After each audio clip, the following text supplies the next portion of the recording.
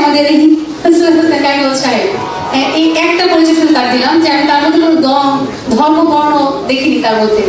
হ্যাঁ, যে কয়টা সুপারিখানে আমার কাছে নিয়ে আসছেন সকল মানুষের জন্য দেখলাম যে তার মন কাঁদে। এই বোধশক্তি যার মধ্যে আছে তিনি উত্তম নেতৃত্ব। আপনারা পরিণামবাসী, আমরা পরিণাম জেলা প্রশাসন, আমরা আনন্দিত যে এরকম এই পদে আমরা একজন ব্যক্তি পেয়েছি। অ্যাটলিস্ট আর কিছু না হোক, সর্বমহলে সব মানুষ তার কাছে যে আশ্রয়টুকু পাবে এই বিষয়ে আমি নিশ্চিত। আমার অনুরোধ থাকবে আপনার কাছে যেন মানে প্রত্যন্ত চরের মানুষ থেকে শুরু করে আপনার যে কোনো দল, যে কোনো ধর্ম নির্বিশেষে সকল মানুষ, যে কোনো রাজনৈতিক দলের পরিচয় মানুষ আপনার কাছে কাজ করতে পারি। আমাদের মনে হয় যে আমরা আগামী প্রজন্মের কাছে একটা জায়গায় আমরা কুড়িগ্রামকে দাঁড় করিয়ে দিয়ে যেতে পারি। আমাদের কুড়িগ্রামের একটি ভালো অবস্থান আছে, সেটা কুড়িগ্রাম জেলার মানুষ শান্তিপ্রিয়। ইতিপূর্বে যারা সরকারি পর্যায়ে বিভিন্ন পর্যায়ে দায়িত্বে ছিলেন, তারা সততার সাথে যারা দায়িত্ব পালন করেছেন, ভালো কাজ করেছেন। আমাদের কুড়িগ্রামের নজির রয়েছে যে কুড়িগ্রামের মানুষ তার যখন বদলি হয়ে গিয়েছিল, কুড়িগ্রামের রাস্তায় নেমে এসেছিল তাকে রাখার জন্য। এরকম ইতিহাস আমাদের কুড়িগ্রামে রয়েছে। আমাদের কুড়িগ্রামের পরিবেশ অত্যন্ত ভালো।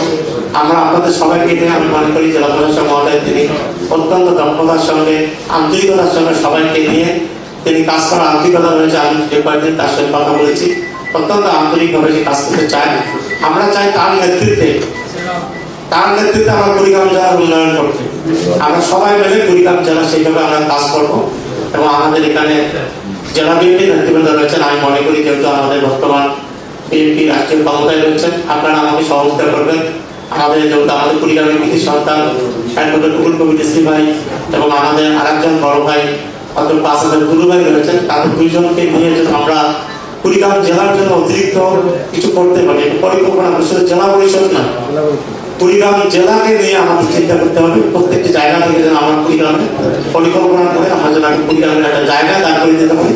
কুড়িগ্রামের মানুষ যেন বলে যে আমরা একটা জায়গা আমরা চেষ্টা করছি, আমরা কাজ করার চেষ্টা, একটি জায়গা আমরা নিয়ে গিয়েছি। বিশেষ করে এই কাজগুলি আমরা যেন করতে পারি সেভাবে আপনাদের সহযোগিতা কামনা করছি। এবং আপনি ইনশাআল্লাহ আমার জন্য দোয়া করবেন।